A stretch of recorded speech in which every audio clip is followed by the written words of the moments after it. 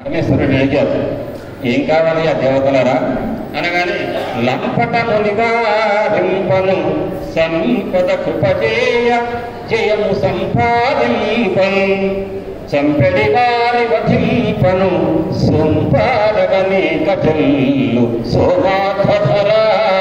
ఆ చంద్రవంకని మౌళి భాగంలో కలిగిన పరమేశ్వర సోమశేఖర, ఏం లేదయ్యా, ఇటువంటి లంపటాలు వచ్చినప్పుడు దాన్ని తీర్చాలంటే ఈ పరిష్కారానికి నువ్వు తప్ప సమర్థుడు ఎవరూ లేరు అనగానే వెంటనే పరమేశ్వరుడు అంటే గోళాశంకరుడు భార్యతో అంటున్నట్టు పార్వతీదేవి, పార్వతి కంటే జగముల దుఃఖము వింటే జలజనిత విషము వేడిని ప్రభువయ్యుంటకు ఆత్తుల ఆపద గించుట ఫలము దాన కీర్తిముగాక్షి. ఓ పార్వతి, మన యొక్క ఈ లోకంలో ఉన్న ప్రజలంతా కూడా మన పిల్లలే కదా, నువ్వు జగన్మాతవు, నేను జగత్పితను కదా, కాబట్టి వీళ్ళకి వచ్చినటువంటి ఇబ్బందిని తొలగించవలసిన బాధ్యత మనకుంది అని చెప్పి, ప్రాణేచ్ఛ వచ్చి చొచ్చిన ప్రాణుల రక్షింపవలయు ప్రభువుల కొల్లం ప్రాణుల పుత్తురు సాధులు ప్రాణంబులని విషభంగురములని మగువా. సాధు పురుషులను కాపాడడానికి పెద్దవాళ్ళు మనం ఏది కూడా ప్రాణాన్ని లెక్క చేయకూడదు, తప్పకుండా సహకరించాలి కదా పార్వతి అని అనగానే, పార్వతీదేవి ఇలా ఒప్పుకుంటుందా అండి? మాస్టర్ గారు హోమియో వైద్యం చేయడానికి కోసం తన సర్వస్వాన్ని త్యాగం చేసి రాత్రిపూట తెల్లవారులు ఒక్కొక్కళ్ళ ఆర్తిని తొలగించడానికి ఇంత గౌరకృష్ణ గారు చెప్పినట్టు బుద్ధి మాస్టర్ గారికి వచ్చినటువంటి ఆరోగ్యం వల్ల హోమియో వైద్యం మొదలుపెట్టారే కానీ తర్వాత కుటుంబానికి, ఒక ఊరికి, ఒక జిల్లాకి పరిమితం కాకుండా అన్ని ఊళ్ళకు వెళ్ళి తన సొంత ఖర్చులతో వైద్యం చేస్తూ కాలాన్ని కూడా ఎదుటివారి సేవకు ఉపయోగించినప్పుడు ఆ మాస్టర్ గారికి సహకరించింది ఎవరండి? అమ్మగారు. అమ్మగారి సహకారం లేకపోతే మాస్టర్ గారు ఒక తెలుగు ప్రొఫెసర్గా మాత్రం ఉండగలిగారు. కాబట్టి మాస్టర్ గారు ఇంతమందికి గురువై ఇంత విశ్వవ్యాపితమైందంటే మాస్టర్ గారికి ఎంతో, మాస్టర్ గారికి అమ్మగారు యొక్క ఆ తల్లి యొక్క కరుణ ఏదైతే ఉందో అందరి మీద, సకల జీవుల మీద, ఆ కరుణయే మాస్టర్ గారి యొక్క ఇంత విశ్వవ్యాపితమైనటువంటి వైద్య సేవ కానివ్వండి, ఆధ్యాత్మిక సేవలు కానీ ఇంతదిగా విశ్వవ్యాపితమైంది. పార్వతీదేవి కూడా సిద్ధమే, కానీ కాస్త పెట్టు విషయం తెలుసుకుందామేంటని. అప్పుడు పరమేశ్వరుడు ఏమన్నాడు? హరిమతిన ఆనందించిన హరినాక్షి జగములెల్ల ఆనందించు హరియను జగములు మెచ్చగా గరణము వారించుటప్పు కమలదలాక్షి. ఓ పార్వతి, ఈ లోకంలో ఉన్న అందరి యొక్క బాధలు కలిగించాలంటే, హరి శ్రీ మహావిష్ణువు ఆనందపడాలంటే, ఎవరు? మీ అన్నయ్య ఆనందపడాలంటే నేను ఆ అడ్డంగా ఉన్న కాడకుల విషయాన్ని మింగాను పార్వతిని. ఓహో, మా పుట్టింటి వాళ్ళ గౌరవం పెరుగుతుందా అని పార్వతిని అనుకున్నది. వెంటనే దాన్ని తీసుకున్నాడు అలసిగా పరమేశ్వరుడు. శిక్షింతు హాలహలమును భక్షింతు మధుర సూక్ష్మ ఫలరసము ప్రియన్ రక్షింతు ప్రాణికోట్లను వీక్షింపు నీకు నేడు ప్రచాప్యముఖి. ఓ పార్వతి, చూస్తుంది నీకెందుకు ఈ కాలపటి విషయాన్ని? ఒక చెంపు, ఒక నేరేడు పండు, ఒక రసం తాగినట్టుగా తాగుతా హాయిగా నువ్వు చూస్తూ ఉండు అంటే పెద్దలు ఏమంటారంటే, అంటే కొంతమంది పండితులు, మాస్టర్ గారు భక్తులకు పండితులకు తేడా ఉందని పాండిత్యమే ప్రధానంగా ప్రకర్ష చేసేవాళ్ళు అంటారు. చూసుకో అని చెప్పి పరమేశ్వరుడు యొక్క నా యొక్క వీరత్వాన్ని చూడాలని పార్వతీదేవికి సవాల్ విసిరాడట. అట్ట కాదండి, శివశక్త్యాయుక్తో యది భవత శక్తి ప్రభవితం నచేదేవం దేవో నకలు కుశల స్పందితుమపి అతఃత్వాం ఆరాధ్యాం హరిహర విరించాదిభిరపి ప్రణంతుం స్తోతుం వా కథం అకృత పుణ్య ప్రభవతి అని ఏదైతే అన్నారో సౌందర్యలహరిలో మొదటి శ్లోకంలో శంకరాచార్యుల వారు, శివుడు శక్తి లేనివాడు, శివుడు కూడా రాయే, జడుడే. అంటే అమ్మవారి యొక్క వీక్షణలు, అమ్మ ఎవరండి? అయ్య యొక్క శక్తి. అమ్మకు అయ్యకు భేదం చూడటానికి లేదు. అయ్య యొక్క శక్తి అమ్మ. శక్తి లేనినాడు సాగదు లోకం. కాబట్టి శక్తి లేనినాడు ఈశ్వరుడు కూడా, పరమేశ్వరుడు కూడా జడుడే అనేటువంటి సూత్రాన్ని దృష్టిలో పెట్టుకుంటే, పార్వతి నువ్వు అనుమతిస్తే నేను ఈ కాలపట విషయాన్ని మింగుతాను అన్నారు. అనగానే పార్వతీదేవి అన్నది కదా, దేవర చిత్తము కలది అవతరింతురుగాక. పరమేశ్వరుడు తమకు తెలుసు అన్ని, కాబట్టి ఏది అనుకుంటే అది చెయ్యండి మీరు అనుకున్నట్లుగా అనగానే వింటున్న పరీక్షకు చెప్పే సుఖ మహర్షిని అడిగాడు, స్వామి మీరు చెప్పేదంతా బాగుంది కానీ ఒక్కటి నాకు అనుమానం వస్తుంది. అమరంలోక హితార్థమంచు అభవంగా అంచాడకు అమరల్ భీతిని మృంగవేనిరిగో అంభోజగధాదులం తను కావన్ హర లెమ్మనిరిగో తాతూచి కన్వంట అయ్యుమ ప్రాణేశ్వరునికి మృంగుమని అయ్యుగ్రానలజ్వాలలం. అటువంటి కాలకోటి విషయం భయంకర విషయం మింగితే మాడి మసైపోతారే. అటువంటి కాలకోట విషయాన్ని మింగమని చెప్పి భక్తకు ఏ భార్య అన్నా చెబుతుందా సుఖమహర్షి? ఏం చెబుతున్నావా నువ్వు అని అడిగితే అదే పరీక్ష మహారాజా విను. మృంగడి వాడు విభండని మృంగడి దియుకరళమనియు మేలని ప్రజకు మృంగుమని సర్వమంగళ మంగళ సూత్రమునెంత మది నమ్మినదో. ఆ పార్వతీదేవి యొక్క మంగళ సూత్రం మీద, మాంగళ్యం మీద ఆమెకున్న నమ్మకం అది. కాబట్టి భక్తం మృంగుమంది. ఎందుకు? లక్ష్యం ఏమిటి? ఏ లాభం కోసం కాదు, జనులను ఉద్ధరించడానికి, జనులను కాపాడడానికి. కాబట్టి మృంగుమని సర్వమంగళ. సర్వమంగళ అంటే మధ్యాహ్నం తొలుగు చేయబోయే కుంకుమ పూజ యొక్క లలితా సహస్రనామంలో 200వ పేరైనటువంటి సర్వమంగళ నామాన్ని అప్పటి నుంచి పొందింది ఆ తల్లి. అటువంటి ఆ అమ్మకు ఎందుకంటే తన మాంగళ్యం మీద తనకున్న నమ్మకం, భరోసా అటువంటిది. కాబట్టి భక్తం మింగనం ఆ రకంగా మింగడానికి సిద్ధమయ్యాడు పరమేశ్వరుడు. దాన్ని క్రమంగా పెద్ద విస్తరించినటువంటి కాలకోట విషయాన్ని కుదించాడు, ఒక కడిలాగా చేశాడు. జంబు ఫలంలాగా, నేరుడు పండులాగా మింగడానికి సిద్ధమయ్యారు. మృంగాడు.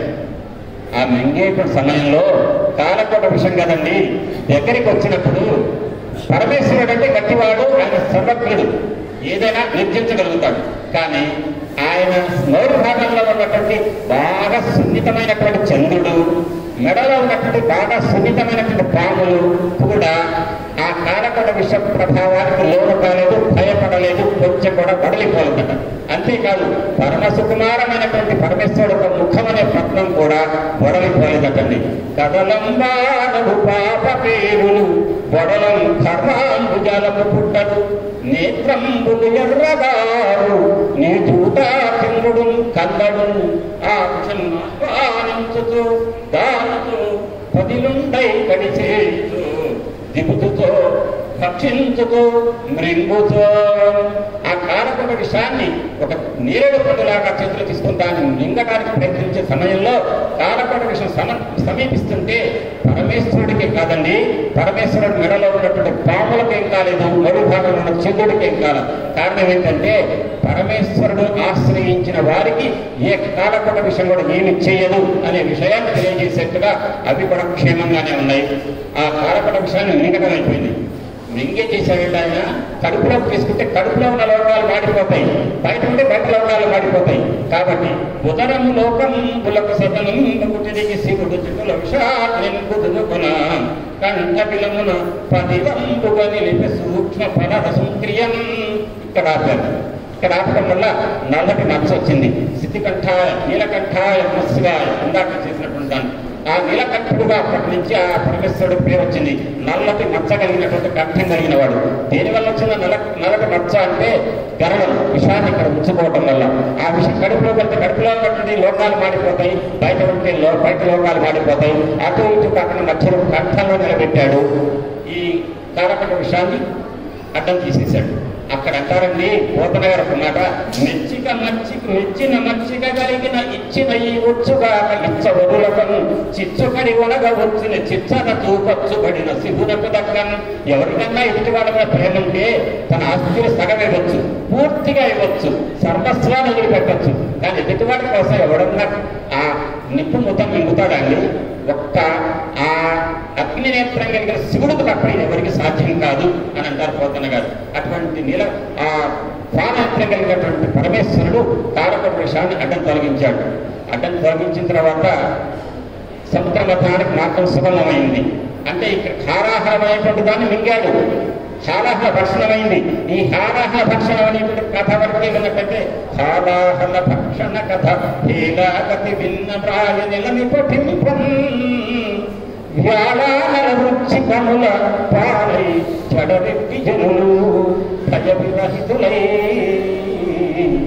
అని చెప్తారు ఫలితం. అంటే వ్యాడము పాము, అనలం అగ్ని, వృశ్చికం తేలు, ఈ మూడింటి నుంచి కూడా ఎటువంటి ఇబ్బంది ఉండదట. ఈ కథ ఉన్నట్లయితే మనం అనొచ్చు, కార్పొరేషన్ స్థాయిలో ఉన్న గుళ్ళలో ఉంటున్నాం, అన్ని సిమెంట్ స్లాబులు, సిమెంట్ రోడ్లు, కాబట్టి వ్యాడం అంటే పాములకు అవకాశం లేదు, అనలం అగ్ని బాధలకు అవకాశాలు లేవు, వృశ్చికం అంటే తేళ్ళు వచ్చే అవకాశాలు కూడా లేవు, అది పల్లెటూళ్ళలో కదండి అంటారు. కానీ పల్లెటూళ్ళలోని మనస్సు ప్రశాంతంగా హాయి నిర్మలంగా ఉంటుంది. పట్టణాలలో పక్కనే ఉంటారు, పాములాగా కాటు ఎప్పుడు వేస్తారో తెలియదు, అక్కి ఎప్పుడు కట్టారు, చుచ్చు మన మధ్య ఎప్పుడు తెలియదు, అటువంటి వాళ్ళు పక్క సంచరిస్తుంటారు. అంతేకాదు తేలులాగా పొడ్డితో విషం చిమ్మే వాళ్ళు ఉంటారు. అటువంటి వాళ్ళు మీ జోలికి రాలేదు, మిమ్మల్ని ఏమి చేయలేరు. ఈ హాలాహల భక్షణ కథ వింటే అని అంతరార్థంతో హాలాహల భక్షణమైంది. ఆ మార్గం సుగమమైంది. అయిన తర్వాత దాని పాల సముద్రాన్ని చిలకడం ప్రారంభించారు. ప్రారంభిస్తే వరుసగా వచ్చినాయన్నీ. కామధేను వచ్చింది, ఉచ్చైశ్వరం వచ్చింది, తర్వాత ఐరావతం వచ్చింది. ఐరావతం తర్వాత కామధేను, కల్పవృక్షం అన్నీ వచ్చినాయి. చివరికి చంద్రుడు వచ్చాడు పాలసముద్రం నుంచి మదనంలో. చంద్రుడు వచ్చిన తర్వాత వెంటనే సముద్ర మథనం కొనసాగుతూ ఉంటే ఆ సముద్ర మథనం నుంచి పుట్టుకొచ్చింది లక్ష్మీదేవి. లక్ష్మీదేవి పుట్టుకొచ్చే సమయంలో కొద్దిసేపు కథను చూడండి. పాల సముద్రాన్ని మధించారు. ఒక పక్క దేవతలు, ఒక పక్క రాక్షసులు. మథానికి ఉపయోగించింది మందర పర్వతం, దానికి తాడుగా వాడింది వాసుకి మహాసత్వం, వచ్చింది కాలకోట విషం. దాన్ని తొలగించాలంటే ఎవరి వల్ల కాదు, ఎవరిని ఆశ్రయించమని చెప్పాడు నారాయణమూర్తి? పరమేశ్వరుని. ఎవరా పరమేశ్వరుడు? ఆది గురువు. గురువు గారిని సమీపించాలి, గురువు గారిని ఆశ్రయించాలి. అదేవిధంగా 2 నిమిషాలు ఒక విషయం చూడండి. అది బ్రహ్మాండంలో పాలసముద్ర మథనం. పిండాండం అనే ప్రతి మనిషిలో కూడా పాలసముద్ర మథనం జరుగుతుంది. మన శరీరానికి అన్వయం చేసుకుంటే మన శరీరంలో, ప్రతి వారి శరీరంలో వెన్ను పాము ఏదైతే ఉందో ఆ వెన్నుకు అటు ఇటు పింగళ ఇడా నాడులు ఉంటాయి. దక్షిణే పింగళ నాడి బంధి మండల గోచర దేవయా విజ్ఞేయం అని అంటారు. ఇడాచ వామన శ్వాస సోమ మండల గోచర అని అంటారు. అంటే కుడివైపు పింగళ నాడి, ఎడమవైపు ఇడా నాడి, మధ్యలో సుషుమ్నా నాడి. ఈ నాడులలో విశ్వాస విశ్వాసాలతో కూడుకున్నటువంటి ప్రాణాయామ ప్రక్రియ ఏదైతే పొద్దున గురువుగా చెప్పారో అది చేస్తున్నప్పుడు అందులో కుండలిని శక్తి ప్రవాహం ఉంటుంది, ప్రసరానికి పైకి ఉంటుందని యోగ శాస్త్రం చెప్పే వాళ్ళు అంటారు. వెన్నుపాము, దానికి అట్టడుగున ఉన్నటువంటి వెన్నుపాము అడుగున్నటువంటి చక్రాన్ని మూలాధార చక్రం, రెండవది స్వాధిష్టానం, మణిపూర, అనాహత, విశుద్ధి. ఇక్కడ 5 చక్రాలు అయిపోయినాయి. 6వ చక్రం భూమధ్య స్థానంలో మనం బొట్టు ధరిస్తామే, అక్కడ భూమధ్య స్థానంలో ఉన్నటువంటి కుంకుమ పొట్టు పెట్టుకునేటువంటి స్థానాన్ని ఆజ్ఞా చక్రం అంటాం. షట్చక్రాలు. ఈ షట్చక్రాలు దీని వెంట ఉంటాయి, వెన్నుపాము వెంట. ఆ వెన్నుపాము ఏంటి? మందర పర్వతం. ఆధారంగా ఉన్న మూలాధార చక్రం ఏంటి? ఆది పూర్వం. ఇట్లా ఉండగా మరి దీన్ని తిప్పడానికి అటువంటి మందర పర్వతాన్ని తిప్పాలి కదా, సల చేసినట్టుగా. దానికి కట్టబడినటువంటి తాడేంటి? మహాసర్పం వాసుకి. ఏంటా మహాసర్పం వాసుకి అంటే ప్రతి మనిషి యొక్క వెన్నుముక అడుగు భాగంలో మూలాధార చక్రం దగ్గర 3.5 చుట్లతో ఉండి ఆ అరచుట్టు పైన ఉన్న తల వంచుకొని ఉంటుంది కుండలిని శక్తి అంటారు. ఆ కుండలిని శక్తి మూలాధార చక్రం దగ్గర ఉంటే యోగ సాధన చేసినప్పుడు క్రమక్రమంగా మూలాధారం, స్వాధిష్టానం, మణిపూర, అనాహత, విశుద్ధి చక్రాల గుండా పైకి ప్రయాణిస్తే దాని యోగ మార్గంలో సాధన చేసేటప్పుడు దాని జాగృతము అంటారు. ఆ జాగృత పడినటువంటి మూలాధార, ఆ కుండలిని శక్తి క్రమక్రమంగా మూలాధార చక్రం దగ్గర ఉంటే అది భూమి, స్వాధిష్టానం అగ్ని, మణిపూర జలం, అనాహత వాయువు, విశుద్ధి ఆకాశం, శూన్యం, ఆజ్ఞా చక్రం మనస్సు. ఈ రకంగా 5 చక్రాలు కూడా 5 భూతాలకు సంబంధించిన చక్రాలు. 6వ చక్రం ఆజ్ఞా చక్రం, మనస్సుకు సంబంధించిన చక్రం. మూలాధార బ్రహ్మ గ్రంథి విభేదిని, మణిపూర అంతర్ముదిత విష్ణు గ్రంథి విభేదిని, ఆజ్ఞా చక్రాంతరాడస్థ రుద్ర గ్రంథి విభేదిని. అది ఇది అంటారు లలితా సహస్రనామంలో. ఆ కుండలిని శక్తి పైకి యోగ సాధనలో జాగృతి పడుతూ ఉంటే జాగృతి అవుతున్న కొద్ది మూలాధార చక్రం దగ్గర ఉంటే ఐహిక సుఖాలు. కాస్త పైకి వచ్చింది స్వాధిష్టాన చక్రం దగ్గర పారలౌకిక సుఖాలు, అక్కడ సుఖాలే. ఆ సుఖం పెరుగుతున్న కొద్ది యోగ సాధనలో సాధకుడు ఏమనుకుంటాడంటే, ఓహో నాకు ఈ లోకంలో ఉన్నటువంటి ఇంద్రియాలకు అతీతమైన శక్తులు కొన్ని నాకు వచ్చినాయి, అవి ఆ శక్తులతో సంతోషపడతాడు. ఆ శక్తులను ఉపయోగించి సమాజంలో వ్యాపారం చేస్తాడు. అందుకే మాస్టర్ గారు అంటుంటారు, వైద్యం చేసేటువంటి వైద్యం నేర్చుకున్నటువంటి మన మాస్టర్ గారు శిష్యులలో ఉన్న డాక్టర్లు కానీ ఆధ్యాత్మిక విషయాలు తెలుసుకొని చెప్పేటువంటి ఉపన్యాసం నేనేమండి ఒక్క అక్షరం ఉండవాడి కూర్చొని చెప్పటం కాదు, ఎదురుగా కూర్చొని వినటం కూడా రానివాడిని. నేను 18 ఏళ్ల కింద గురు పూజలకు వస్తే భోజనం ఎప్పుడు పెడతారని చెప్పి ఎదురు చూసిన వాడిని. ఆ తర్వాత ఆధ్యాత్మిక ఉపన్యాసాలు వినటం నాకు రాదు నిజానికి. కానీ ఏమీ రాని వాడిని కూడా వేదికపై చెప్పే స్థితికి తెస్తారా అన్నట్టుగా గురువు గారు ఎవరిని ఎక్కడ ఉపయోగిస్తారో తెలియదు. పున్నయ్య శాస్త్రి మాస్టర్ గారు గుంటూరులో కనపడితే నేను చేసేటువంటి నా గౌరవంతా ఒకటి, కానీ పున్నయ్య మాస్టర్ గారు కనపడంగానే వారు కృష్ణమాచార్య స్వామి వారు అష్టకం చదువుతుంటే ఇదేదో బాగుంది అనుకుంటూ అక్కడికి వెళ్ళాను. హనుమత్ విభూతి చదివారు, ఇది ఇంకా బాగుంది అన్న. వీళ్ళకి ఏమంటే ఇప్పుడు మీరు చదివారు కదండి అదంతా ఏంటని అడిగారు. హనుమత్ విభూతి అన్నారు. అది ఎక్కడ దొరుకుతుందన్న? దొరికింది, తెచ్చుకున్నా. ఒక 5-6 నెలల తర్వాత వాడిని మా ఆవిడ ప్రోత్సాహంతో నేను ఆ హనుమత్ విభూతి చదివాను. హనుమత్ విభూతి చదివిన తర్వాత అదే పున్నయ్య మాస్టర్ గారు ఖమ్మం వచ్చి కృష్ణమేఘం పద్యం చదివారు. ఇది ఇంకా బాగుంది, నేను చదువుకున్న కెమిస్ట్రీ ఎందుకు దీని ముందు అనుకున్నాను. అనుకుని ఇవి నేర్చుకుంటే బాగుండని చెప్పి ఆధ్యాత్మిక విషయాల్లోకి వచ్చా. అంటే రావడానికి తగినటువంటి స్థితిని కల్పించిన వారు మాస్టర్ గారి తప్ప నేను ప్రయత్నించినట్టయితే 25 ఏళ్ల కన్నా ప్రయత్నించి గోడపడేవాడేమో. కానీ నేను ఎప్పుడు రావాలో అప్పుడు నన్ను తెప్పించినటువంటి మాస్టర్ గారి యొక్క వైభవం ఏంటంటే, నాలాంటి వాడిని కూడా ఆధ్యాత్మిక విషయాలు చెప్పడానికి దగ్గర స్థితికి తెప్పించి నాతో చెప్పిస్తున్నారు. అది గురువు యొక్క వైభవం. కాబట్టి ఈ మూలాధార చక్రం దగ్గర ఉన్నటువంటి కుండలిని శక్తిని ఆ సాధనలో క్రమక్రమంగా జాగృతి పరుస్తుంటే ఒక్కొక్క చక్రం పైకి వస్తుంటే ఏమవుతుంది అంటే, మూలాధారం స్వాధిష్టాన 2 కాగానే బ్రహ్మగ్రంథి విడిపోతుంది. పైకి రాగానే మణిపూర చక్రం, అనాహత చక్రం, ఆ 2 కాగానే విష్ణు గ్రంథి.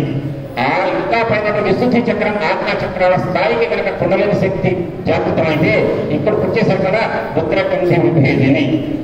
అక్కడ కుండలిని శక్తి ఈ ఆజ్ఞా చక్రం దాకా వచ్చినప్పుడు మొదట 5 కూడా భూ, అగ్ని, జల, వాయు, ఆకాశం, ఇవి ఈ భూమికలన్నీ కూడా పంచభూతాలకు సంబంధించినటువంటివి. ఆ పంచభూతాలు దాటిన తర్వాత వచ్చిన ఆజ్ఞా చక్రం మనస్సు చక్రం. మనస్సు చక్రం దాకా ఎప్పుడైతే వచ్చిందో అప్పుడు ఆ సాధకుడి యొక్క స్థితి ఏంటంటే, అది దాటిన తర్వాత చంద్ర కళలు ప్రారంభమవుతాయి. ఆ పైన ఉన్నటువంటి బ్రహ్మరంధ్ర స్థానంలో ఉన్నటువంటి ఏదైతే ఇక్కడ చిత్త సహస్రార కమలం ఉందో అక్కడ పరాదేవత యొక్క స్థితి చంద్రకళాత్మిక అయినటువంటి అమ్మవారి యొక్క స్థితి అనుభవంలోకి వస్తుంది. ఇది సాధన క్రియ. ఆ సాధన చేయడానికి కావాల్సిన మందర పర్వతం ఏంటంటే మన వెన్ను పాములో ఉన్నటువంటి ఇది ఇడానాడి, పింగళనాడి, ఇడానాడి, మధ్య సుషుమ్నానాడి. ఆ నాడుల ద్వారా యోగ ప్రక్రియ చేసి ప్రాణాయామం చేస్తే యోగ సాధనలో మనోచక్రం దాటిన తర్వాత ఆజ్ఞా చక్రం దాటిన తర్వాత మనకు అనుభవంలోకి వచ్చేది ఇది అంటే అమ్మవారి యొక్క స్థితి. ఇప్పుడు చూడండి, ఈ సముద్ర మథనంలో కూడా ఐరావతం, కామధేనువు, కల్పవృక్షం అన్నీ అయిపోయినాయి. చివరికి వచ్చింది చంద్రుడు. చంద్రుడు అంటే మనోచక్రం. మనస్సును ఆధారం చేయబడే గ్రహం ఏదండి? చంద్రగ్రహం. మనస్సును ప్రభావితం చేసే గ్రహం ఏదండి? చంద్రగ్రహం. కాబట్టి ఆజ్ఞా చక్రం దాకా కుండలిని శక్తి వచ్చిందంటే అర్థం ఏంటంటే, చంద్రుడు ఉద్భవించాడు పాలసముద్రం నుంచి. చంద్రుడు ఉద్భవించాడు అంటే మనోచక్రం దాకా వచ్చింది కుండలిని. ఆ తర్వాత అనుభవంలోకి వచ్చేదండి సహస్రార కమలంలో ఉన్న అమ్మవారు. కాబట్టి పాలసముద్రంలో చంద్రుడు ఉద్భవించాడు. ఆ తర్వాత ఉద్భవించబోయే అమ్మ ఎవరంటే మహాలక్ష్మీదేవి. భారతం యొక్క లక్ష్మి అంశ తిరిగి ప్రాప్తిస్తుంది అని చెప్పి విష్ణుమూర్తి చెప్పారు కదండి. దానికోసం చేసేటువంటి మథనమే ఆ ఇంద్రుడు అక్కడ. ఇవాళ మనం చేసే మథనం ఏంటి? లౌకిక జీవితంలో ప్రతి మనిషి కూడా తన వెన్నెముక ద్వారా, పింగళ ఇడానాడుల ద్వారా ఈ 3.5 చుట్లలో ఉన్నటువంటి కుండలిని శక్తిని ఉపయోగించి ప్రతిరోజు ప్రపంచం అనేటువంటి బాలసముద్రంలో మథనం చేస్తుంటాడు. ఏంటా మథనం?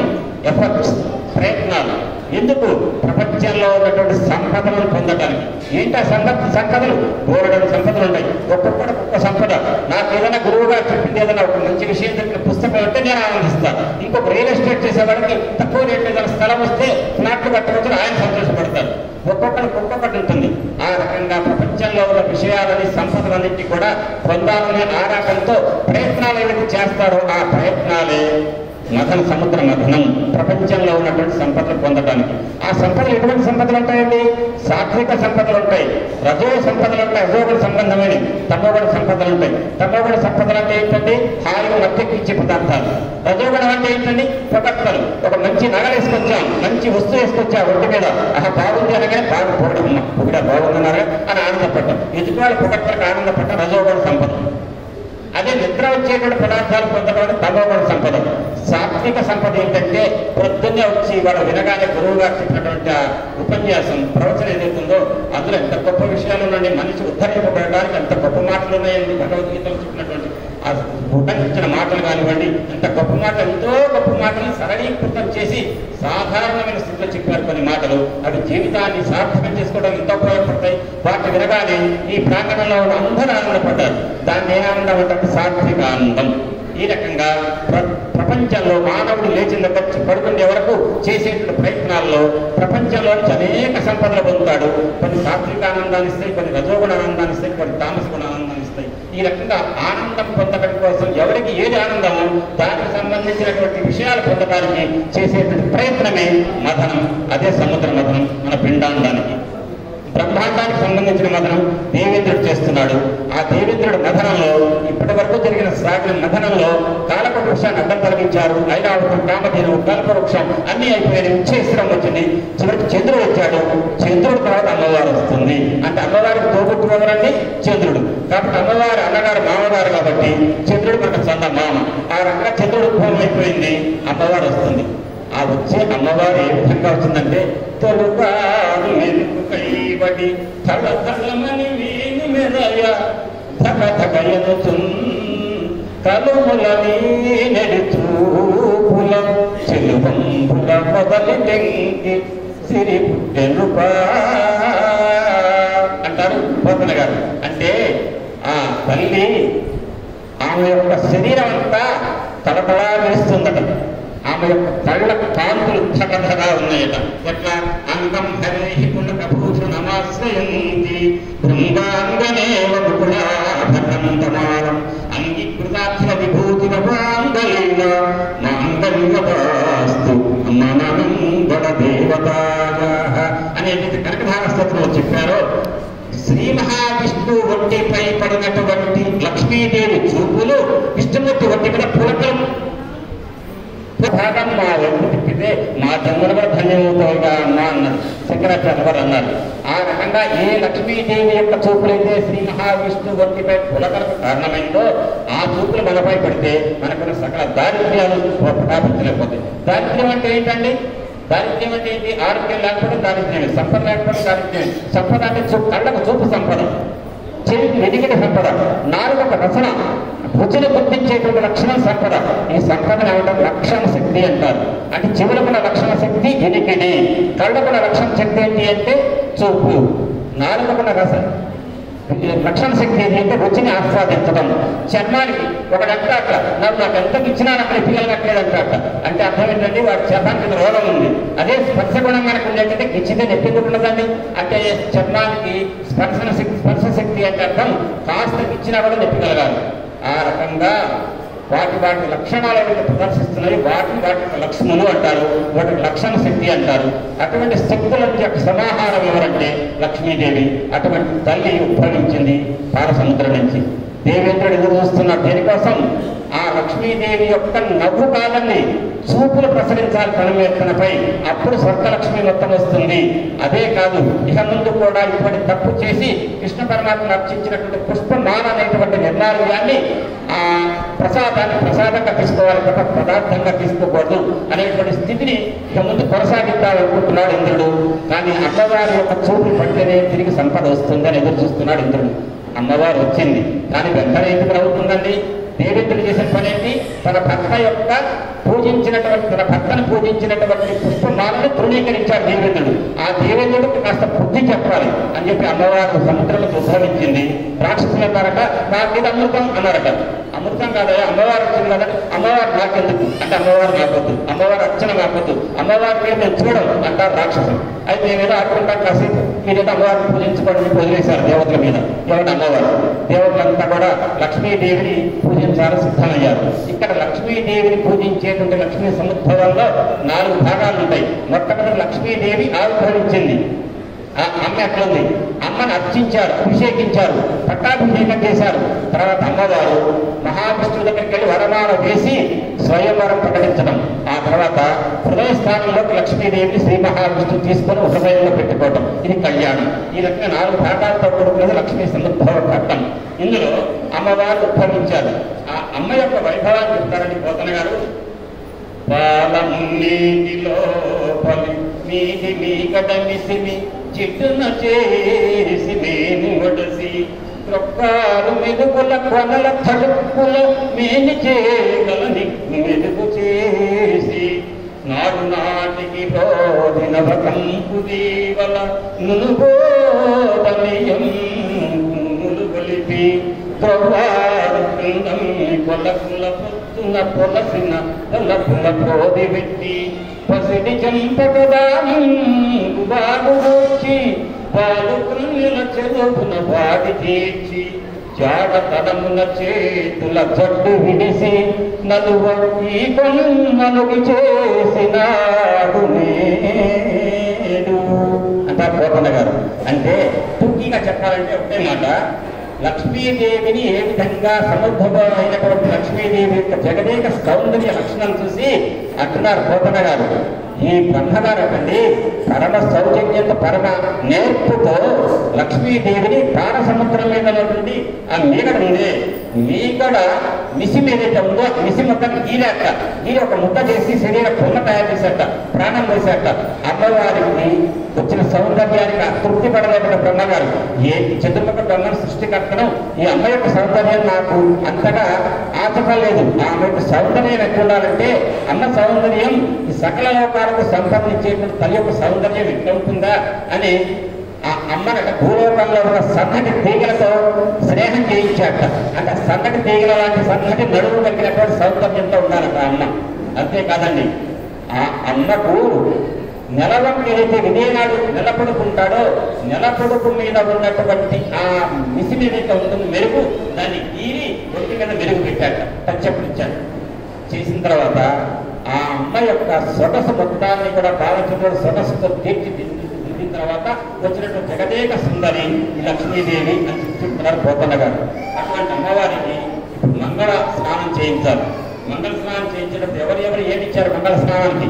మంగళ స్నానం చేయాలంటే కలశంలో నీళ్లు తీసుకోవాలి, అందులో పల్లవాలు కట్టాలి, అందులో మధువు పోయాలి తేనె, అంతేకాకుండా పంచగవ్యం పోయాలి. పంచగవ్యం అంటే ఆవు యొక్క పాలు, ఆవు పాల నుంచి వచ్చిన పెరుగు, ఆవు పాల పెరుగు నుంచి వచ్చినటువంటి మేకట చేస్తే వెన్న ఏదైతే ఉందో దాని నెయ్యి అంటే ఆవు నెయ్యి, ఆవు పాలు, ఆవు పెరుగు, ఆవు గోమయం అంటే పేడ, గోజలం అంటే మూత్రం, దాన్ని గోజలం అంటాం పంచగవ్యాలు. ఆ పంచగవ్యాలు అందులో ఉంటారు కలశంలో, దాన్ని మంత్రించాలి. మంత్రం ఎవరు చెప్పారు, ఎవరు పల్లవాలు ఇచ్చారు, ఎవరు పంచగవ్యాలు ఇచ్చారు చెప్తున్నారు ఇక్కడ పోతన్న గారు. అటువంటి కలశంలో ఉన్నటువంటి ఆ మంత్రపూతమైనటువంటి జలంతో అమ్మవారికి స్నానం చేయించారటండి. ఈ స్నానం చేయించిన సన్నివేశాన్ని చెప్తారండి శంకరాచార్యుల వారి కనకధార స్తోత్రంలో. కనకధార స్తోత్రం మొత్తం చెప్తూ మధ్యలో ఒక చోట ఛాన్స్ లో చెప్తారు. కనక కుంభం స్వర్వాహిని జలప్లుతాన్ని ప్రాతన్నమాని జగతాం జననీ అశేష లోకాధినాథ గృహిణీ అమృతాధిపుత్రీ అంటారు శంకరాచార్యుల కనకధార స్తోత్రంలో. అది తడిసిపోతున్నటువంటి అభిషేకించబడుతున్నటువంటి అమ్మ యొక్క రూపాన్ని చూస్తే సకల దారిద్ర్యాలు ప్రకాశిస్తాయి అని చెప్తారు. ఆ తడిసిపోతున్నటువంటి అమ్మ యొక్క అభిషేక విధానాన్ని చెప్తారు పోతన్న గారు ఇక్కడ. తరుణికి మంగళ స్నానం చేయించమని పెట్టే ఇంద్రుడు అనర్థమైన మణిమయ పీఠం మంగళవతులైన వేలుపు భరితలు విమలతో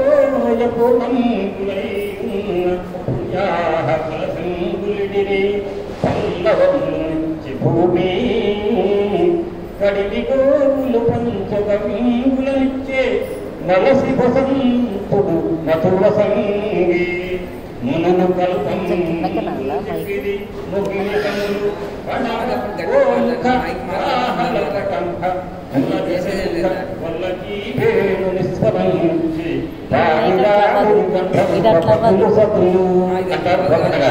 ఇక్కడ చాలా జాగ్రత్తగా గమనించండి. అమ్మవారికి చేసినటువంటి అభిషేకం ఏ రకంగా చేశారంటే మంగళ స్నానం చేయించడం కోసం వచ్చిన వారు కూడా దేవతా స్త్రీలు అటండి.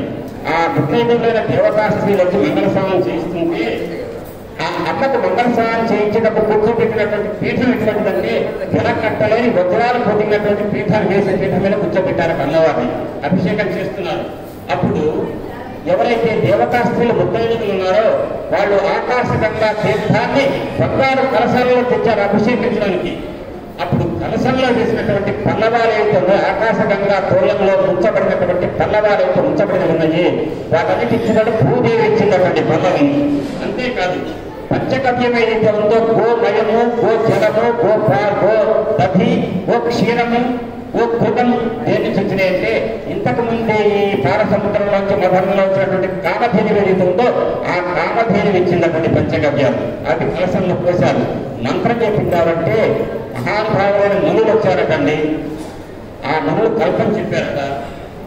మధు ఇచ్చింది ఎవరంటే వసంత ఋతువు ఇచ్చిందట, వసంతుడే ఇచ్చాట. ఆ రకంగా అందరూ తేనె వేశారు, మంత్రపూజలు చేశారు. చేసిన దాన్ని మునులు కల్పన చెప్పే మునులు ఆ సమయంలో పర్జన్య దేవతలు ఎవరుతున్నారు వాళ్ళు బాజాబంధుని భోగించారు. మంగళ స్నానం అయిపోయింది అమ్మవారి. గంధర్వులు మగవాళ్ళు పాడారు, ఆడవాళ్ళు ఆడారు. ఆ రకంగా గంధర్వుల గానభజన అయిపోయింది. అయిన తర్వాత అభిషేకాన్ని వర్ణిస్తారు పోతన్న గారు. పండిత సుత్తులతోడుత కుందంబులు సాచి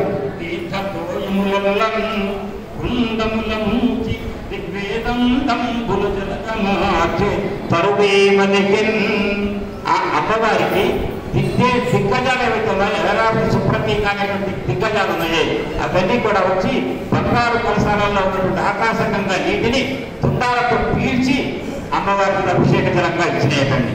అటువంటి అభిషేక జలాన్ని దిగ్గజాలు ఇస్తుంటే అమ్మవారి మీద చిరకరిస్తుంటే తడిసిపోతున్నటువంటి ఆ అమ్మ యొక్క వైభవం దిగ్గస్థితి కనక కుంభముఖావసృష్ట అని కనకధార స్తోత్రంలో చెప్పిన శ్లోకంలో ఉన్నటువంటి తడిసిపోయిన ఆ అమ్మను మనసులో ధ్యానం చేస్తే చాలకండి.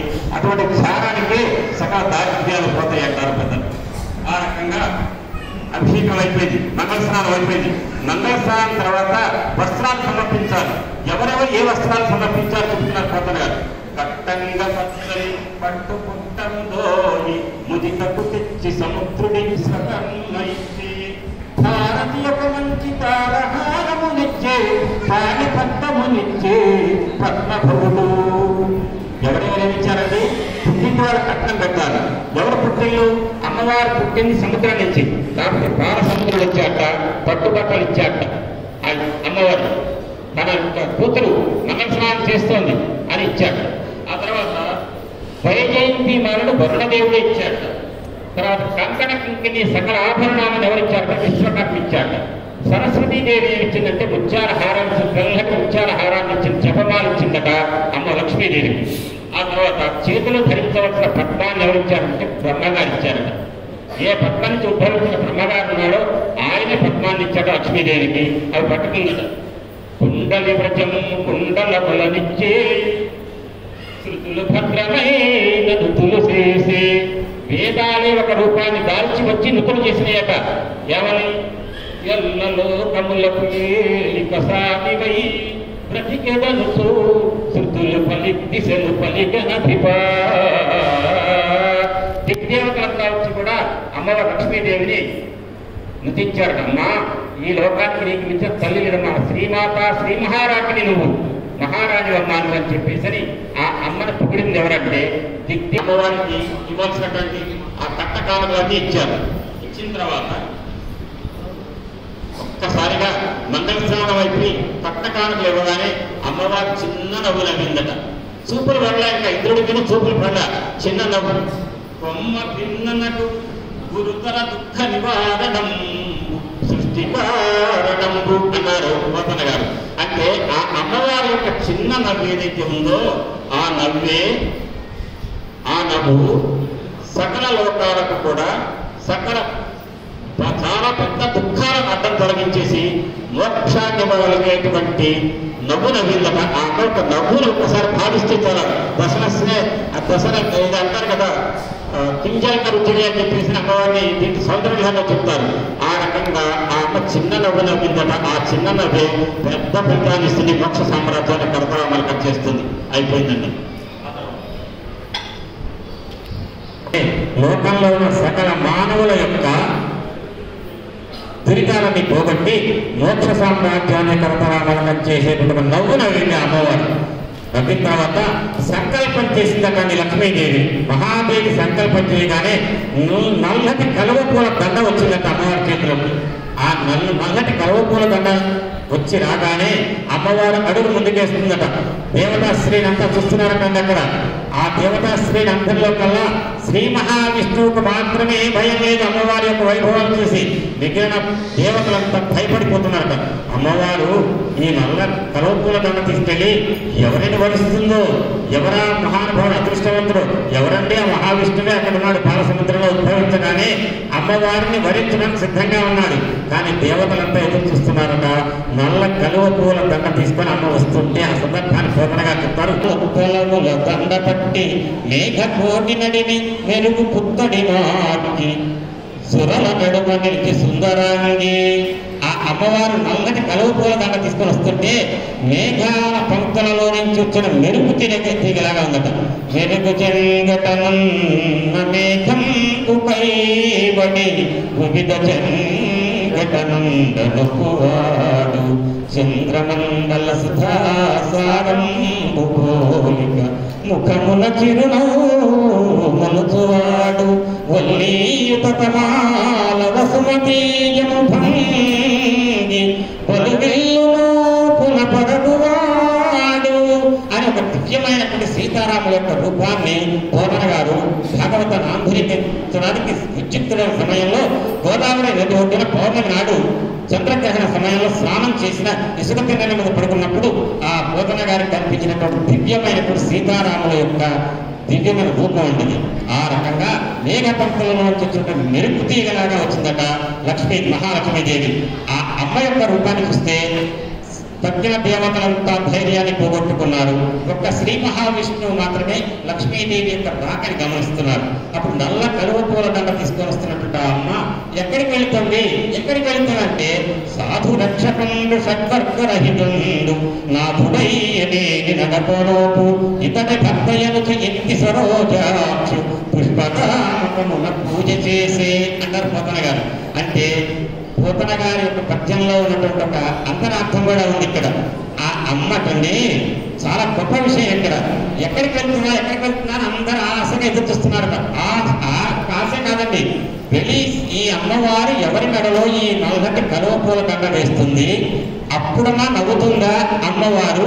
ఆ నవ్వు చూపు నాపై ప్రసరిస్తే నాకు కూడా దురితాలన్నీ పోతాయని చెప్పి దేవతాశ్రేణి మొత్తం ఎదురు చూస్తున్న సమయంలో వెళ్ళి ఒక్కసారిగా సాధు రక్షకుండు షడ్వర్గరహితుండు అంటే 6 ఇందాక గురువు గారు పొద్దున చెప్పిన ఉపన్యాసంలో ఒక మాట అన్నారు.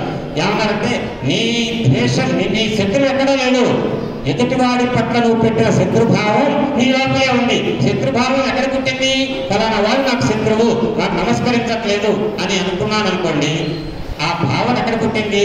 లోకములన్నీ గడియలోన తీయించిన వాడవు ఇంద్రియానీకము చిత్తము గెలువనేరవు నిన్ను నిబద్ధు చేయు నీ భీకర శత్రులారున ప్రభిన్నుల చేసిన ప్రాణి కోటిలో నీకు విరోధి లేదొకడు నీ పునచూడి ముదానవేశ్వర అంటాడు ప్రహ్లాదుడు తండ్రితో. నాన్న శ్రీహరి ఎక్కడున్నాడు, శ్రీహరి ఎక్కడున్నాడు అంటావు నాన్న. ఒక్కసారి శ్రీహరి ఉన్నాడని నువ్వు మనసులో భావించు నాన్న, నీకు శ్రీహరి కనపడతాడు. నీకే శ్రీహరి నాన్న అంటే లేదురా 3 లోకాలకు ఏంట్రా నాయకుడిని అంటే కాదు నాన్న, ఈ 3 లోకాలలో నీకు శత్రువు ఎవరూ లేరు, ఎవరూ నీకు మించిన వాడు లేడు అనుకుంటున్నావే. ఆ అహంకారానికి కారణమైనటువంటి కామ క్రోధ లోభ మోహ మద మాత్సర్యాలనే 6 శత్రువులు ఎవరికి వాళ్ళలో లోపల ఉంటారు అంతఃకరణం. ఆ అంతఃకరణంలో ఉన్నటువంటి 6 షడ్వర్గాలను జయించిన వాడు మాత్రమే, కామక్రోధాలను జయించిన వాడు మాత్రమే ఎదుటి వాళ్ళలో తప్పు ఎంచదు. నీకెళ్ళి చూడటం కాదు, లోపాలు చూడటం కాదు, ఎదుటి వాళ్ళలో లోపాలు కాదు చూడవలసింది, నీ లోపాలకి చూసుకో అంతే. అంతర్ముఖ సమారాధ్య బహిర్ముఖ సుతుర్లభ. నువ్వు ఎదుటి వాళ్ళ లోపాలు ఎంచాలని ప్రయత్నింతకాలం కూడా నీకు ఏమీ దొరకదు. ఎదుటి వాళ్ళ లోపాల నుండి నీ లోపలకు నీ యొక్క అంతరంగం వైపు నీ మనస్సుని ఆలోచన విధానాన్ని కనుక మరల్చుకుంటే లోపల వైపు అప్పుడు సాధిస్తావు ఆత్మజ్ఞానాన్ని అని చెప్పి పెద్దలు చెప్తూ ఉంటారు. ఆ రకంగా సాధు రక్షకుండు షడ్వర్గరహితుండు.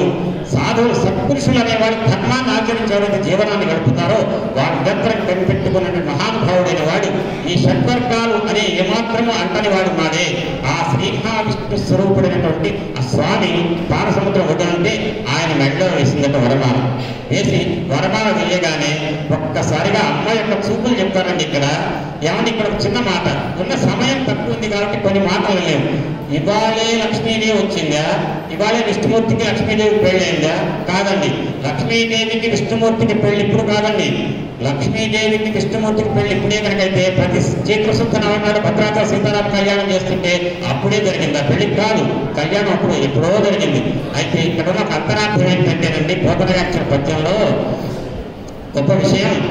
లక్ష్మీదేవి సృష్టి ప్రారంభంలో పరమేశ్వరుడు యొక్క శక్తి ఒక రూపంలో సతీదేవి కాబట్టి శివుడిని వధిస్తే శివుణ్ణి ఆ శివుడు యొక్క భార్య సతీదేవి తన తండ్రి దక్ష ప్రజాపతి శివద్రోహం తెలుసుకొని ఆత్మహత్య చేసుకుని యోగాగ్నిలో శరీరం వదిలిపెట్టింది. మళ్ళీ హిమవతి పుత్రి పార్వతీదేవికి శివుడిని పెంచే పట్టింది ఒకటి. అదే ఆదిపరాశక్తి యొక్క ఇంకొక రూపం భృగు మహర్షిని చేరి భృగు మహర్షి కూతురుగా భార్గవిగా వచ్చింది. ఆ మహాలక్ష్మీదేవి శ్రీ మహావిష్ణువు చేపట్టింది. ఆ అమ్మ ఎవరంటే నిత్యాలక్ష్మి, ఆమె మహాలక్ష్మి, ఆమె అనంతలక్ష్మి. ఆ లక్ష్మీదేవి నిత్యం అనపాయని, నిత్యానపాయని, విష్ణువుని విడిచిపెట్టదు. కానీ మనం చేసుకున్నటువంటి పూర్వ పుణ్యఫలాలు ఉంటాయి, వాటికి అనుగుణంగా మనకి ఏ ఐశ్వర్యం రావాలో స్వర్గానికి స్వర్గలక్ష్మి, గృహంలో గృహలక్ష్మి, భూమికి భూలక్ష్మి, రాజ్యానికి రాజ్యలక్ష్మి, అంత అంశాల రూపంలో లక్ష్మీదేవి అనేటువంటి ఆ సౌభాగ్యం అన్ని చోట్ల అంశ రూపంలో ఉంటుంది. ఆ ఉన్నటువంటి అంశ ఉదాహరణకి ఇక్కడ ఇంద్రుడికి స్వర్గంలో స్వర్గలక్ష్మి అంశగా ఉంది. కానీ స్వర్గాధిపతి అయిన దేవేంద్రుడు ఒక తప్పు చేశాడు. తప్పు చేయనంతకాలం స్వర్గలక్ష్మి ఇంద్రుడితో పాటే ఉంది.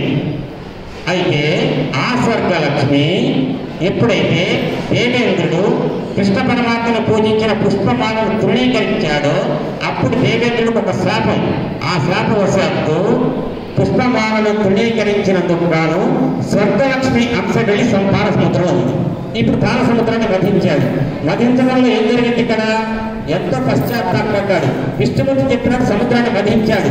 ఎంత ఎఫర్ట్ పెట్టాడు, కష్టపడ్డాడు, పశ్చాత్తాపడ్డాడు. మళ్ళీ పాలసముద్రం నుంచి లక్ష్మీదేవి వచ్చింది. తిరిగి మళ్ళీ కొద్దిసేపట్లో లక్ష్మీదేవి యొక్క స్వర్గలక్ష్మి అంశ వెళ్ళి స్వర్గానికి ఉంటుంది. అప్పటి వరకు కూడా ఆ లక్ష్మి అంశ ఎక్కడ ఉంటుందంటే నిత్య లక్ష్మి, మహాలక్ష్మి అనేటువంటి నిత్యానపాయనటువంటి మహావిష్ణువు దగ్గరే ఉంటుంది. మహావిష్ణువు యొక్క కృపకు పాత్రుడైనప్పుడు ఈ దేవేంద్రుడు పాలసముద్ర మధ్యంలో వచ్చినటువంటి లక్ష్మీదేవి స్వర్గలక్ష్మి అంశగా తిరిగి మళ్ళీ దేవేంద్రుడిని ప్రార్థిస్తుంది. ఆ సంఘటన, ఆ సన్నివేశం కొద్దిసేపట్లో ఉంది.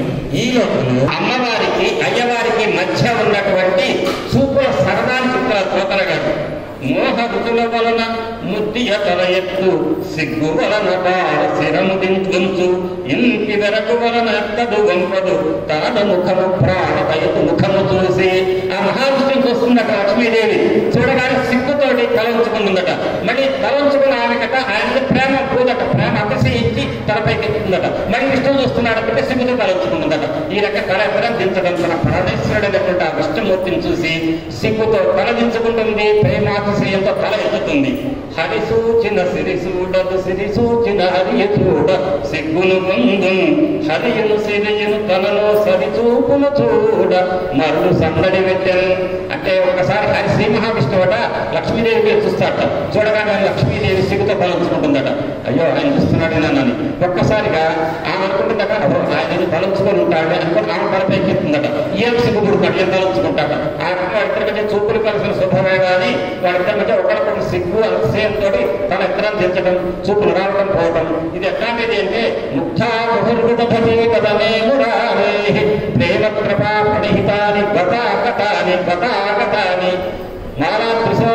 శైవ మహోత్సలేయ సామే శ్రియం దిశతు సాగర సంభవాయ అని కనకదార స్తోత్రాలు ఏదైతే చెప్తారో లక్ష్మీదేవి చూపు ఆ అయ్యవారి మీద వెళ్ళిందట. అయ్యవారి నుంచి తిరిగి మళ్ళీ మన దగ్గరికి వచ్చిందట. ఈ చూపు గత ఆగత అనేటువంటి చూపుల యొక్క ఈ అర్ధ చక్రం, ఈ అర్ధ వృత్తం, ఈ రెండు వైపు వృత్తం అయిపోయింది. అటువంటి చూపుల మామలే మనకు శుభం కలిగించుగాక అని కనకదార స్తోత్రాలు ఏదైతే చెప్పారో ఆ రకమైన చూపులన్నీ ఒకరికొకరు ప్రదర్శించుకున్నారు. చివరికి ఏమైంది? జగముల తండ్రియై తనరు శౌరి, సూరసేనుడి వంశంలో పుట్టినటువంటి శ్రీ మహావిష్ణు కృష్ణుడిగా అవతరించాడు కాబట్టి కృష్ణుడికి ఇంకొక పేరు శౌరి. జగముల తండ్రియై తనరు శౌరి, జగంబుల తల్లి ఇందిరంతగా పురమందు దాల్చెనట. ఎక్కడికి? ఆ లక్ష్మీదేవిని తీసుకున్నట్ట. వరమాడేసిన లక్ష్మీదేవి తనకని చూస్తుంది, ప్రేమతో చూస్తుంది, సిగ్గుతో తలదించుకుంటుంది. ఈ ఎందుకు ఎంతసేపు చూపులు ఇవన్నీ అనుకొని కృష్ణమూర్తి గారు లక్ష్మీదేవి తీసుకుని హృదయంలో పెట్టుకున్నట. ఉరమందు దాల్చినట కరుణారస దృష్టిచే ప్రజల్ మగుడగా తొంటి భంగిన్ అతిమంగళ సాధిపతత్వ సంపదం లోకముల్గనిది అంటున్నారు పోతన గారు. అంతకుముందు ఏదైతే ఈ కృష్ణ పరమాత్మ యొక్క పూజా పుష్పం ఆరంభించినప్పుడు ఏదైతే శబ్దలక్ష్మి పోగొట్టుకున్నాడో దేవేంద్రుడు, దానికి ముందు ఎంతైతే శబ్దలక్ష్మి ఉందో వైభవం, ఆ మొత్తం వైభవాన్ని పొందాడట. ఎంత పొందాడట? ఆయన కరుణారస దృష్టిచే అన్నారు. ఇక్కడ జాగ్రత్తగా గమనించండి. అమ్మవారట కృష్ణమూర్తి హృదయంలోకి రాగానే పెట్టుకున్నట్ట. వామాంకంలో పెట్టుకోగానే అప్పుడు చూపులు చూసిందటండి దేవేంద్రుడికి వెళ్ళి. అమ్మా ఇక ప్రతి బయటపడ్డాం. ఎందుకంటే నువ్వు మాకెళ్ళి నవ్వావు, చూపులు కూడా ప్రసరింపచేసావు అమ్మ అంటే. అమ్మవారు ఇప్పుడు చూపులు ప్రసరింపచేసిందండి. కృష్ణమూర్తి హృదయంలోకి వెళ్ళే వరకు కూడా ప్రసరింపచేయరా. ఎందుకు? ఇక్కడే ఉంది విషయం. అమ్మవారు శ్రీ మహావిష్ణువు వక్షస్థలంలో హృదయంలోకి రాగానే దేవేంద్రుడు అంతకుముందు తప్పు చేసి మదనపడి సముద్ర మథనం చేసినటువంటి దేవేంద్రుడు లక్ష్మీదేవి వచ్చిన తర్వాత మంగళ స్నానం చేయించి పూజలు చేసి రావడం నమ్మలేదు, చూపులు ప్రదర్శించాల. కానీ విష్ణుమూర్తి హృదయంలోకి రాగానే చూపులు ప్రదర్శించింది. ఎందుకంటే దేవేంద్ర గుర్తుపెట్టుకో, లోకంలో ఎవరైనా నేను సపరేట్ లక్ష్మిని అనే దానికి ఐడెంటిటీ లేదు. నారాయణుడి యొక్క శక్తిని నేను, నా స్థానం ఏదంటే నారాయణమూర్తి యొక్క హృదయం, నేను ఈ స్థానంలో ఉంటాను, నారాయణమూర్తి యొక్క శక్తి స్వరూపిణి అని భావించి నన్నెవరు కోరుకుంటారో లక్ష్మి అనే సంపదను, వాడు నా భర్త అయిన నా యజమానైనటువంటి నారాయణమూర్తిని సేవించాలి. నేను కావాలి సంపద, నారాయణమూర్తి వద్దు. దీపం కావాలి, దీపం వద్దు. దీపపు కాంతి కావాలంటే సాధ్యమవుతుందండి. జ్యోతి వద్దు, జ్యోతి కాంతి కావాలి అంటే అది కుదరదే. అట్లనే నేను నా భర్త శ్రీ మహావిష్ణు ఒకటే, మమ్మల్ని విడదీయరాదు. విడదీస్తే అజ్ఞానం, మా ఇద్దరిని ఒకటిగా చూస్తే జ్ఞానం. కాబట్టి ఎవరైనా సరే సంపదలు కోరే ఎవరైనా నన్ను లక్ష్మి అని కొలిస్తే కాదు, లక్ష్మీ నారాయణుడు. కాబట్టి దద్యాదయాను పవనాద్రవిణాంబుధార అస్మిన్ నకించన విహంగస సవిషన్నే దుష్టకర్ణపనీయ చిరాయ దూరం నారాయణ ప్రణయిని నయనాంబువాహ. నారాయణ ప్రణయిని అన్నారు శంకరాచార్యులు వారు అందరూ కనకధార స్తోత్రంలో. అంతేకాదు లక్ష్మి నువ్వు నాకు రావాలంటే ఐశ్వర్యం రాదు, లక్ష్మీనారాయణుడు కలిపి ధ్యానించాలి. ఇప్పుడు ఇక్కడ లక్ష్మీదేవి వెళ్ళి శ్రీ మహావిష్ణు వామాంకంగా కూర్చుంది అంటే లక్ష్మీనారాయణుల యొక్క కళ్యాణం జరిగింది. అంతకుముందు వరమాల వేసింది అంటే స్వయంవరం జరిగింది. మంగళ స్నానం జరిగిందంటే అభిషేకం జరిగింది. అంతకుముందు సముద్రం నుంచి ఉద్భవించింది. కాబట్టి లక్ష్మీ సముద్రం ఘట్టంలో లక్ష్మీదేవి ఆవిర్భవించడం, మంగళ స్నానాలు అంటే అభిషేకం, వరమాల వేసిన స్వయంవరం, నారాయణమూర్తి హృదయంలో కలగడం అంటే కళ్యాణం. ఈ లక్ష్మీనారాయణుల కళ్యాణం జరిగిన తర్వాత హృదయంలో కలిగిన లక్ష్మీదేవి దేవేంద్రుడి వంక చూసి చూపులు ప్రదర్శించిందట. ఏంటి అంటే అర్థం ఇంకొక మాట, లక్ష్మీదేవి విష్ణువు యొక్క హృదయంలో వెళ్ళిన తర్వాత మాత్రమే చల్లటి చూపులు చూసింది దేవేంద్రుడి మీద.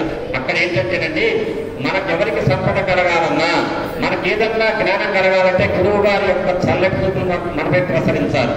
అదేవిధంగా సంపదలు కావాలంటే నారాయణమూర్తి యొక్క శక్తి స్వరూపుడి యొక్క చూపులు పడాలంటే నారాయణమూర్తి యొక్క సంకల్పం, మన సంపదలన్నీ, మన ఐశ్వర్యాలన్నీ, మన పదవులన్నీ, మన యొక్క వైభవాలన్నీ, మన మేధాశక్తి ఇదంతా మన సొంతం కాదండి. రామం సత్యపరాక్రమం, రాముడిదే సత్యపరాక్రమం, నిజమైన పరాక్రమం. అందరినీ కూడా అద్దెకి ఇవ్వబడితే ఆ భగవంతుడు గురువు గారి ద్వారా మనకు ఇచ్చిన ప్రసాదించబడిన జ్ఞానం మనకు ఇచ్చి ఇవ్వబడింది తప్ప మనకి ప్రతి స్వతహసిద్ధంగా మనకున్నది కాదు. అటువంటి నారాయణమూర్తి యొక్క శక్తి స్వరూపిణైన లక్ష్మీదేవి హృదయంలో ఉండగానే చూపులు ప్రదర్శించింది, చల్లటి చూపులు చూపించిందంటే నారాయణమూర్తి హృదయంలో అమ్మవారు ఉంది అంటే నారాయణమూర్తి హృదయం నుంచి సంకల్పం ఒకటి ఉంటుంది. మనకి ఐశ్వర్యం ఇవ్వాలని సంకల్పం ఇచ్చేది నారాయణమూర్తి హృదయం. అంతేకాదు ఒక్క సంకల్పమే సరిపోదండి, విష్ణుమూర్తి యొక్క దయ కూడా ఉండాలి మన మీద. హృదయం అనే పదం రాస్తే ఆ హృదయం అందులో దయ ఉంది అంటే విష్ణుమూర్తి హృదయంలోనే దయ ఉంటుంది, విష్ణుమూర్తి హృదయం నుంచి సంకల్పం వస్తుంది. ఆ రెండు ఉన్నప్పుడు మాత్రమే నాకు ఐశ్వర్యాలు వస్తాయి దేవేంద్ర.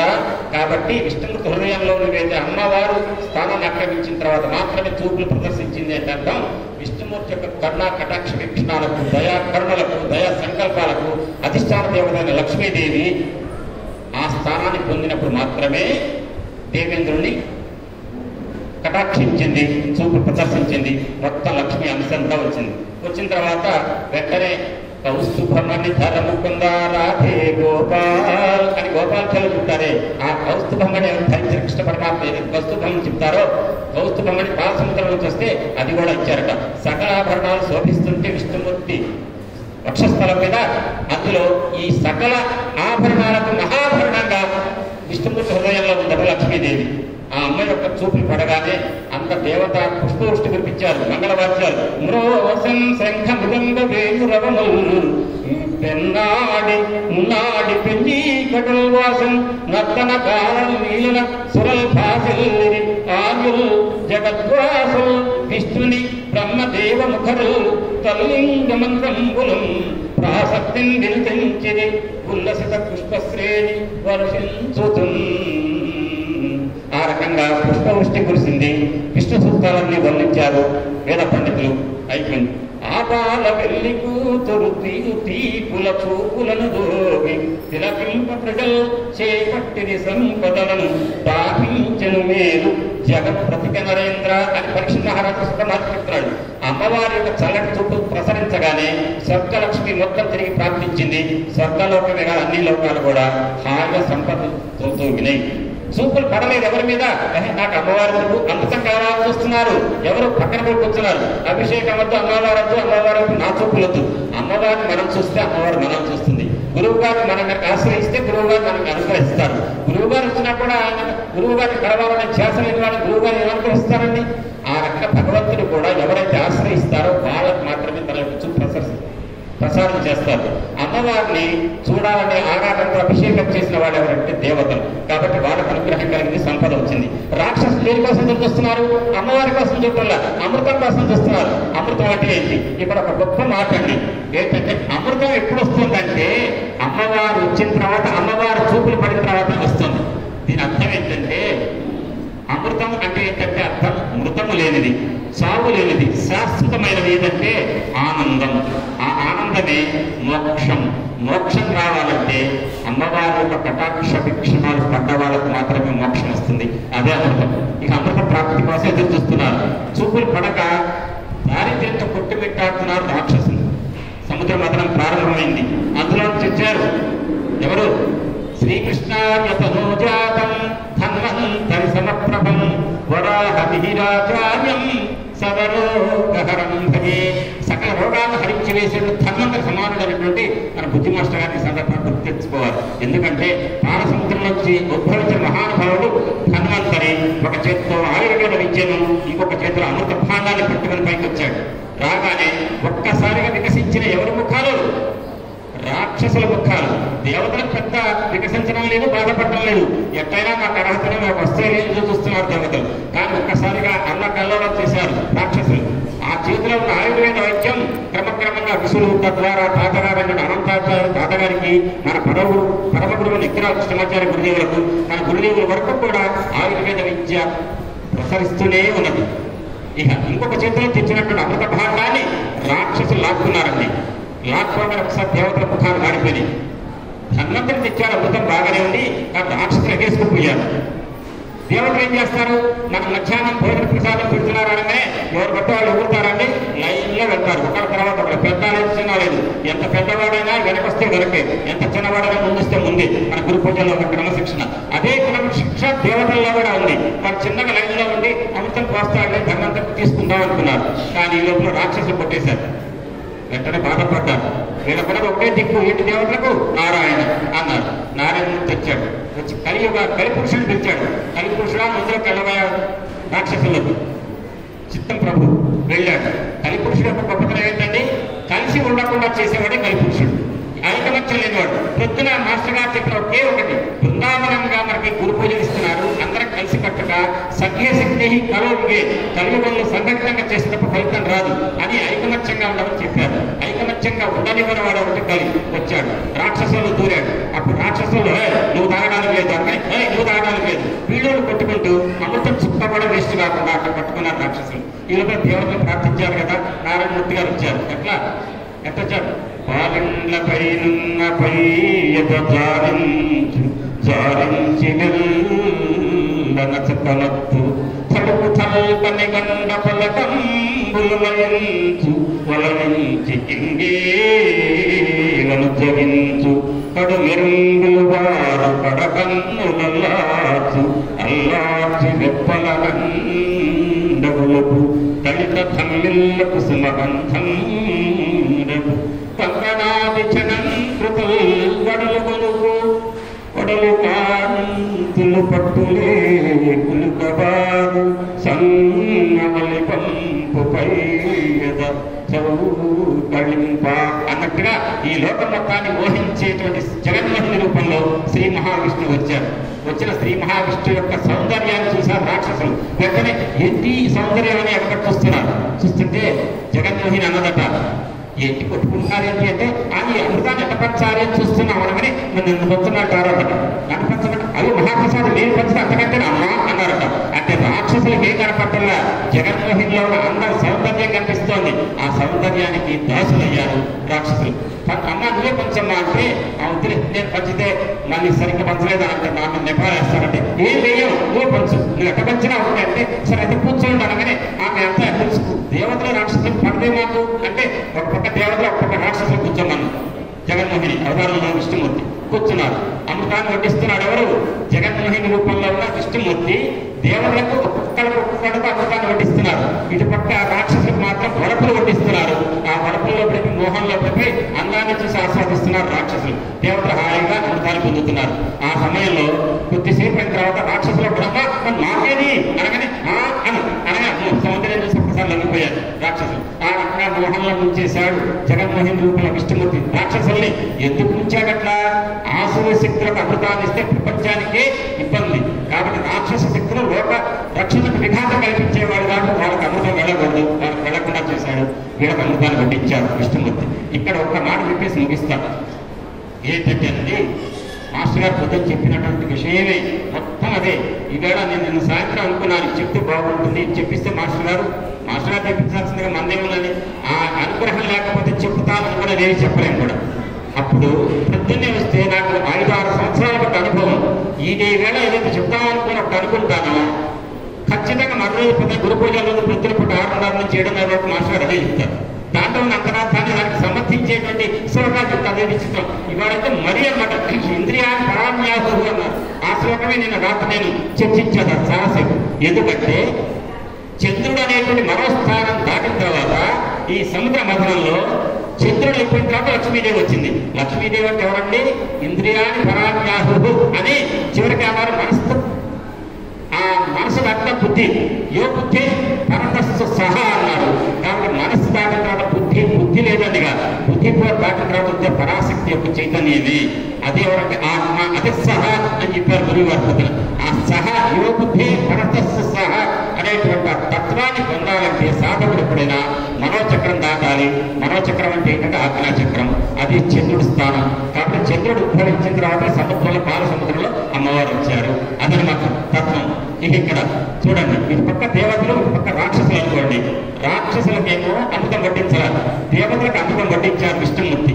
ఇక్కడ ఉన్న అంతరార్థాన్ని ఒక 2-3-4 నిమిషాలు జాగ్రత్తగా గమనిస్తే ఈ విషయం చాలా గొప్పది. ఈ యొక్క క్షీరసాగర మతానికే ముగింపు అనమాట. అది ఏంటంటే అండి, లోకంలో మనందరం కూడా ప్రతిదీ పొందాలి అనేటువంటి తపనతో ప్రపంచంలోని విషయాల పట్ల వాసన ఆసక్తి ఉండి ఏదో పొందాలి అనేటువంటి ఆరాటంతో ప్రొద్దున లేచిన దగ్గర నుంచి మనం ప్రయత్నాలు చేస్తూనే ఉంటాం.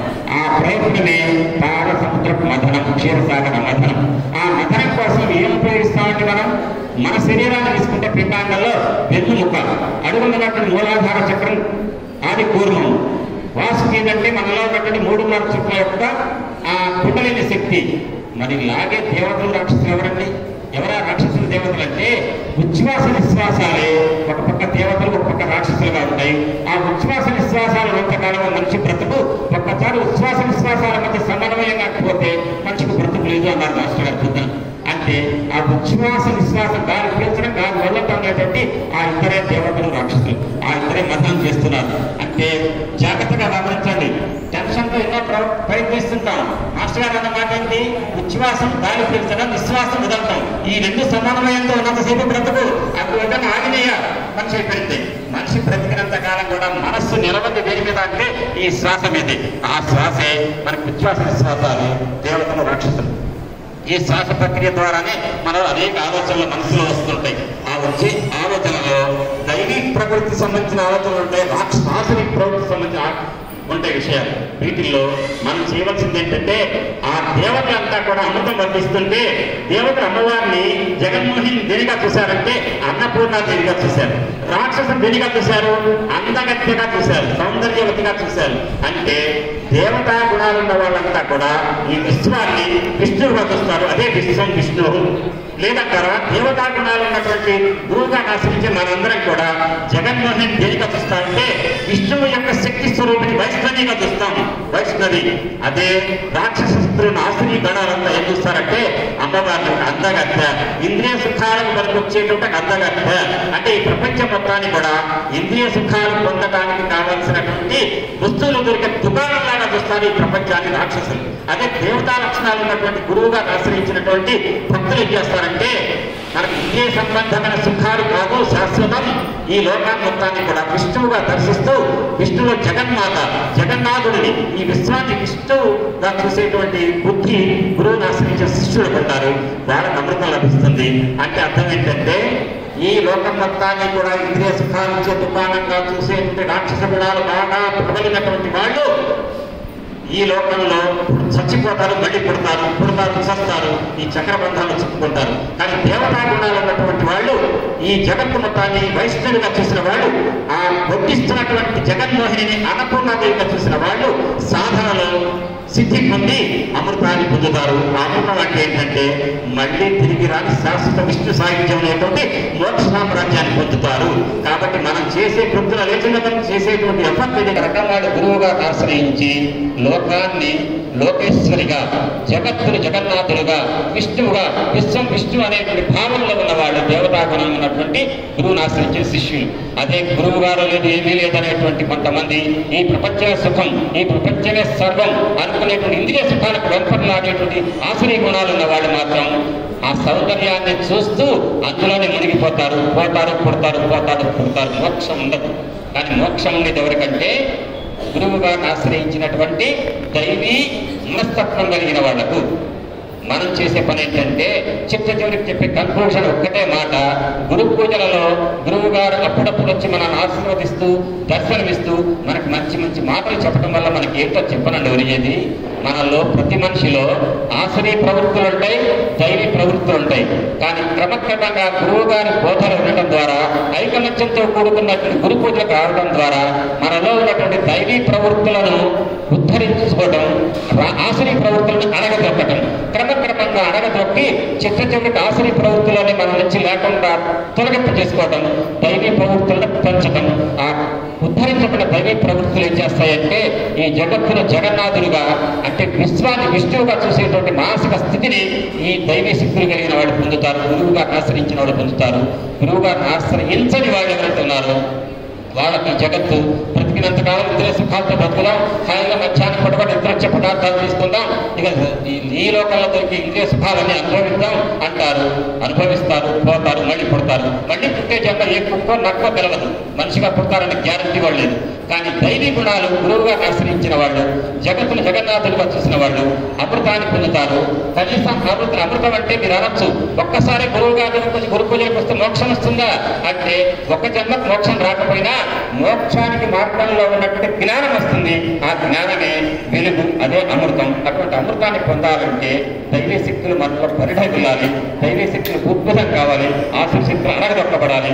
దీనికి పనికొచ్చేదే గురు పూజలు, గురువు గారి బోధలు, ఐకమత్యంతో ఉండేటువంటి గురు పూజలు. ఈ భక్తులంతా కూడా ఐకమత్యంతో తిరిగేటువంటి ఈ ఆధ్యాత్మిక సత్సంగం అని చెబుతూ, ఇటువంటి క్షీరసాగర మథనం ప్రపంచంలో ఉన్నటువంటి ప్రతి మనిషి కూడా ప్రతిరోజు వృద్ధుల నిద్రలేసిన దగ్గర నుంచి కూడా ఈ పోరాటం చేస్తూనే ఉంటాడు, ప్రయత్నాలు చేస్తూనే ఉంటాడు. అదే మనలో ఉన్నటువంటి క్షీరసాగర మథనం. ఆ మథనమే మనందరినీ కూడా గురువు గారి యొక్క బోధన వైపు, గురువు గారి అనుగ్రహం వైపు, అమృతం వైపు, మోక్షం వైపు మనందరినీ కూడా ప్రయాణింపచేయుగాక అని చెప్పి అటువంటి స్థితి మనకు కలుగు చేయవలసిందిగా గురువు గారి పాదాలను నేను ప్రార్థిస్తూ మనందరి తరఫున ఈ ఆధ్యాత్మిక మాటలకు ఈ పూట స్వస్తి.